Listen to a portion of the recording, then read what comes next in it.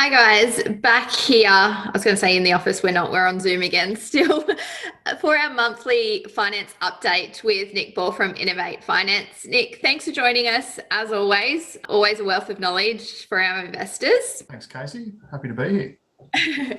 So let's chat about current finance. Where are we at? What's happening in that finance space at the moment for October? Yeah, I think the trend is continuing in terms of banks are much faster, rates are getting lower, particularly for investors on the variable and the fixed front. And in general, I think it's still relatively easy to access credit. Yeah. Which is pretty exciting compared to where we were last year and the year before.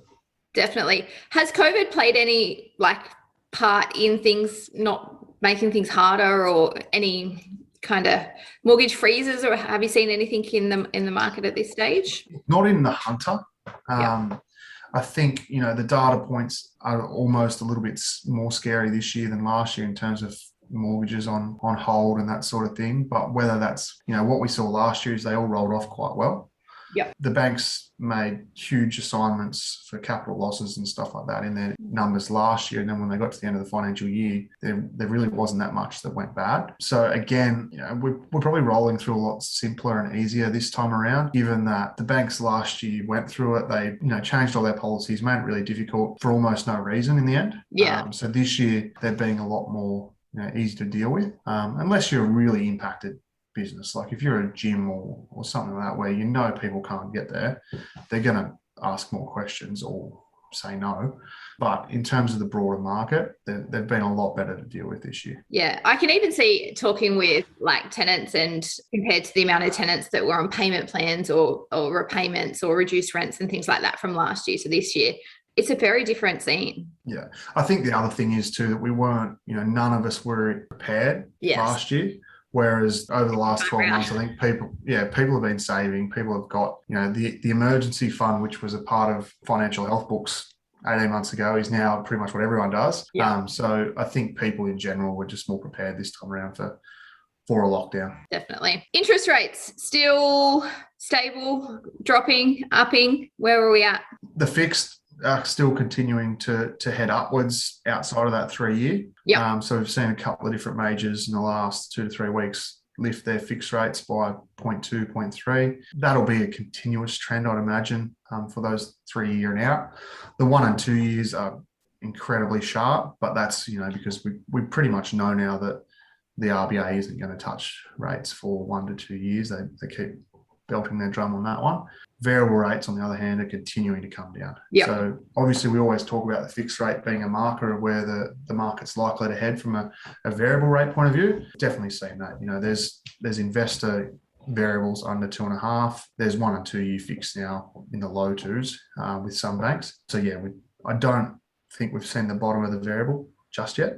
I think we'll probably see, some continued slide across the board over the next 3 to 6 months, because a lot of the big four haven't really come on board as much as some of the tier 2 banks in terms of bringing their variable rate down yet. So I think there's still some room to play.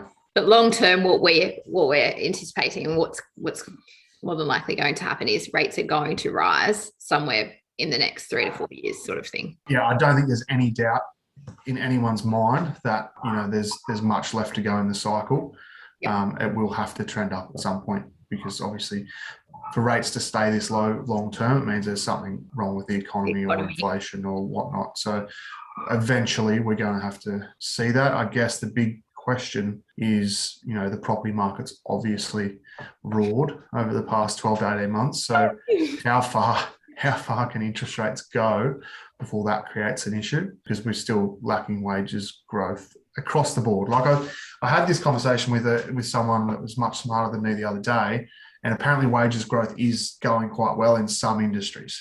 Okay. But still the broad wages growth is quite slack. So it's a tough one to answer with those interest rates because of what the property market's done. And, we know that Australia's wealth is tied up in property. So who knows what's around the corner. Now, reading a couple of articles over the last week or so, I read one about investors are unable to refinance like what they previously have, or are finding it hard to refinance. And it's about like 20% of investors. Are you seeing that, or is that playing into your clients? Yeah, so I think that like some of that research that's come out recently, it's based on sample sets. So it's not, the whole of Australia, but generally those sample sets are like 1,000 investors or whatnot. It's really interesting data because, yeah, absolutely. There's still, 20% is a massive portion of a data set that are struggling to refinance or can't refinance what they could have last year.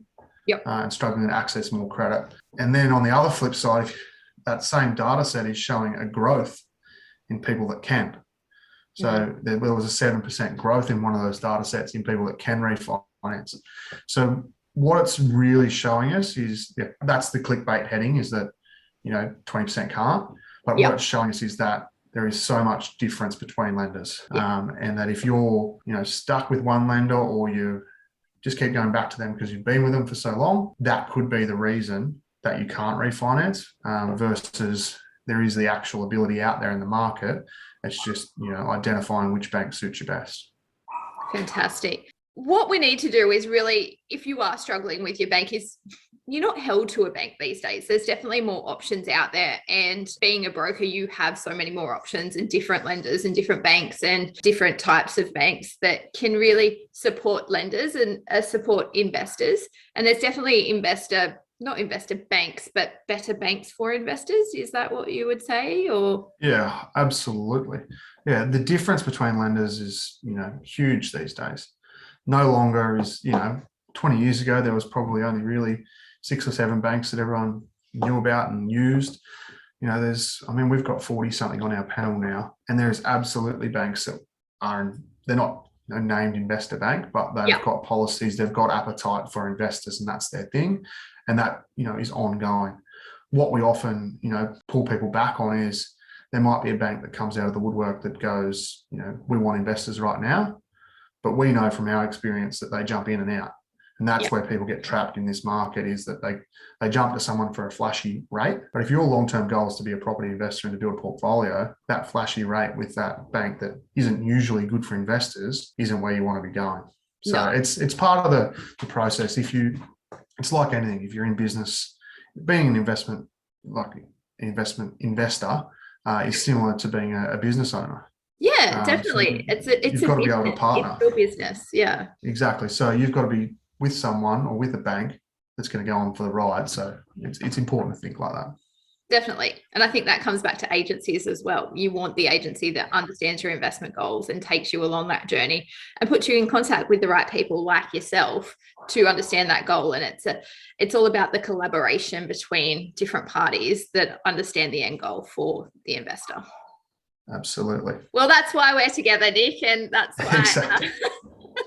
we're here educating our landlords and investors on what they need to know and how to maximize their return and understand their investment strategy and get the most out of their property for their future wealth. So I really appreciate your time. Hopefully, maybe next month we might be back in the office. I don't know, might be one more Zoom, I think. We'll see how we go. But I appreciate your time. Thanks for being with us. If you have any questions for Nick, his details will be in this video in the link below.